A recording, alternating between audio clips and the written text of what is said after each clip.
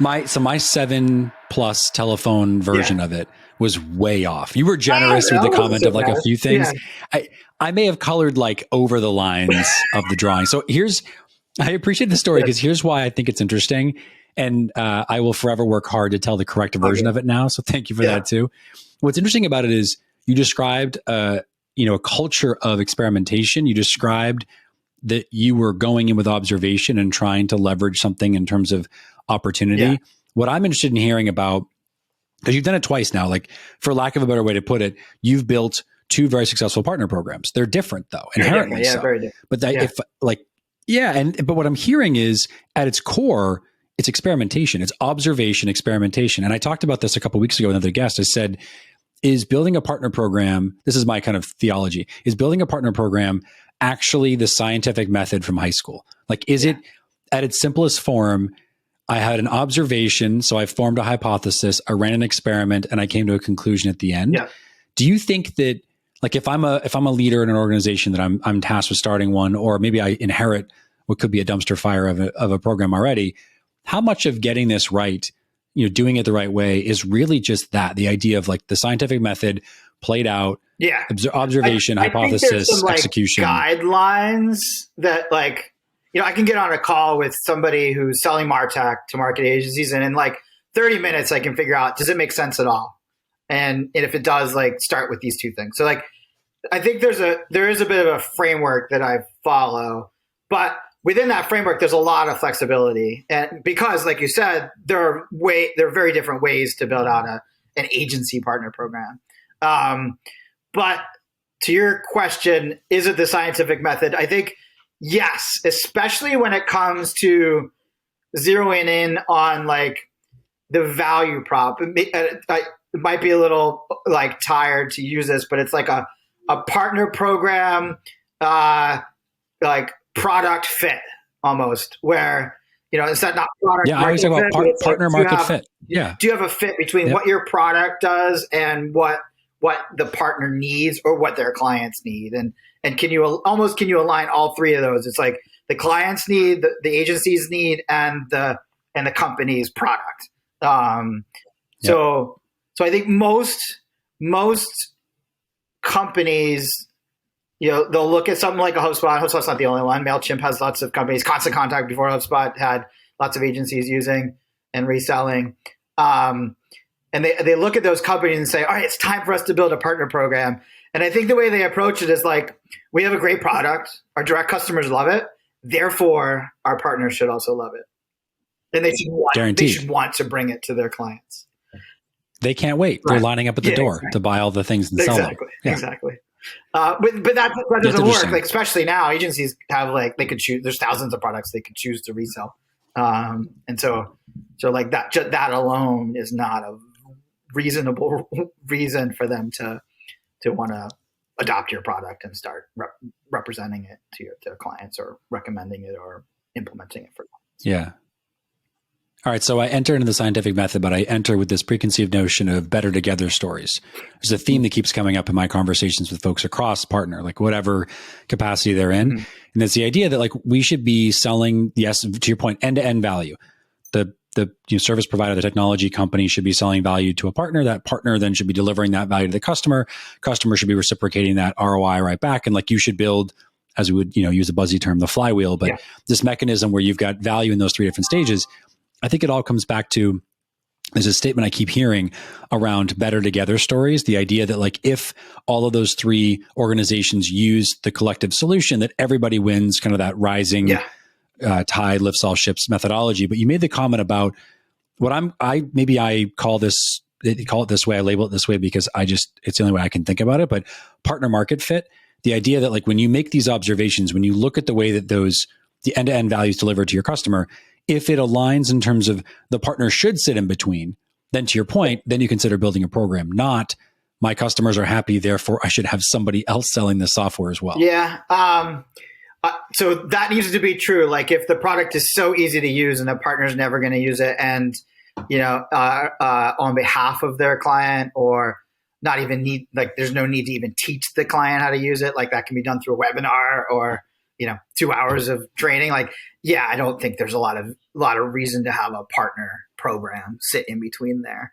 But I think those are increasingly rare. Like I think there's an increasingly smaller number of new software companies that like come up with something that everybody just knows how to use. I think more and more software is obviously solving bigger problems and therefore requires implementation experts that have done it, in specific environments and, can be the expert operators of, in the case of HubSpot marketing. I think like it's going to be so much more effective for you to hire an agency to help you at least get your content marketing going. You might want to bring it in-house or have it in-house, but having somebody there to like say, we should do these 20 things that are in this sequence.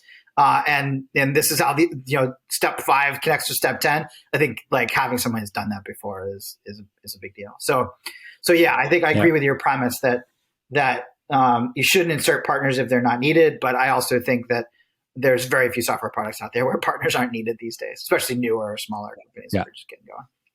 There's a mechanism there. Yeah. Your dog's very excited too. Yeah, he is. The bark in the background. Super excited. Definitely on board with what we just talked about. Yeah. I love it. Yeah. I mean, as a kind of a parting thought, one of the things that I've been hearing more and more, I think we all have, right, is this idea of AI and AI coming into certainly technology. But there's an interesting conversation I had with a company earlier, name unsaid, that's talking about the application of being able to write copy based off of someone's publicly available information, their LinkedIn, their social presence, their company page. You have to tell me who really it is cool. later. So and like I haven't really talked about this with many folks, so I want to talk about it with you just real quick here at the end. How do you think, I'll say technology, but I think more specifically I mean AI, how do you think that's going to continue to influence the agency space, specifically around human capital? I think maybe you and I, maybe you agree. I mean, if you don't, tell me. But what I would say as an observation, super clear, is that the scalability of marketing agencies, sales agencies, is very much hindered by human capital. How many people can I hire? How skilled are they? How much do they cost me? The ability to grow these businesses is always predicated on that. So imagine a world where like you could replace a third, a half, 2/3 of your staff with AI. How does technology and the advancement of it change not just building ecosystems, building partner programs, but the ability for those partners then to take a software, like a HubSpot, like a Salesforce, like a DataBox, and get more value out of it because so much of their work then is automated? I think it's a great question because agencies' margins are low, especially compared to say a software company.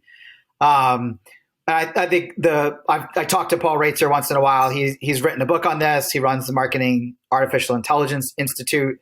And like he's spent the last few years like talking to vendors, looking at products, like consulting some of the biggest software companies in the world on how they should integrate AI into their marketing tools.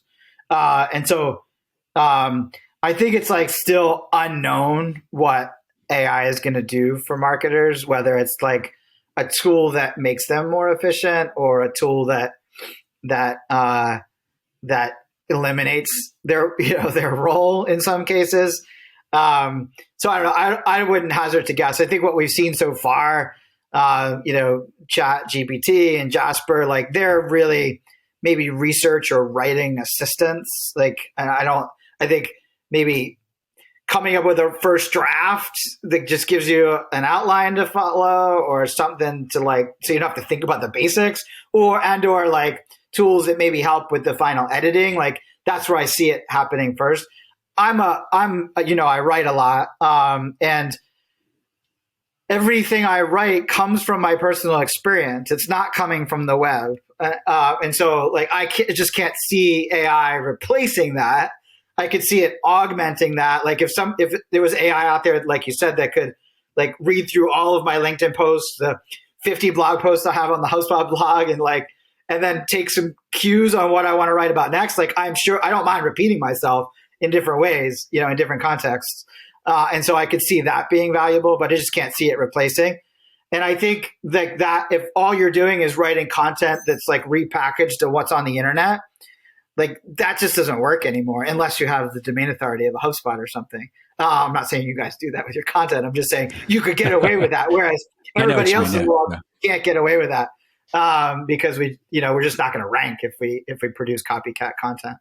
And so to me, like the future is some combination of primary research and AI assistance to to the writing. And I think that primary research has to occur off the internet. The primary research has to be done through interviews and surveys and gathering intel from real people, not like gathering, snippets and ideas or outlines from what already exists on the internet. Yep. Like, why do we need more of that content?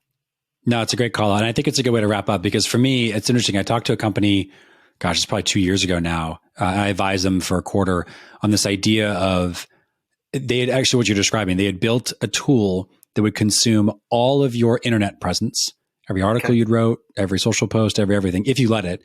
And it could quite literally write a piece of copy in your voice. It's terrifying. Cool. It's like the bots had taken over. It's awesome. And so, like, if you combine that with, to your point, tools like Jasper and there are others, ChatGPT, et cetera, I think there's a world in which a year from now, 2 maybe, you are seeing more, this is my perspective, but more of the marketing space become about augmentation, to your point. Like, it gives you the draft, it gives you the framework, it gives you some of the foundational work so that you can be most effective. I was asked recently in another show, the question of like, how will AI impact sales leadership? Will it replace sales leaders? And I said, no, it makes sales leaders more effective. It makes marketers more effective. I think it makes all of us more effective if we use it for good.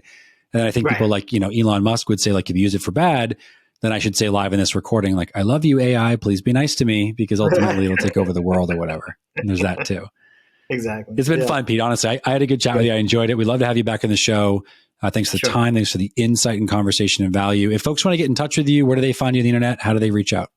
I have, speaking of Elon, I've stopped using Twitter and I have officially moved over to LinkedIn. So I'm Pete Caputa, or PC4 Media on LinkedIn. Yep. Perfect. I love it. Brilliant. All right, my friend. Well, thank you again. Great chat. Enjoy the holidays. We'll talk real soon.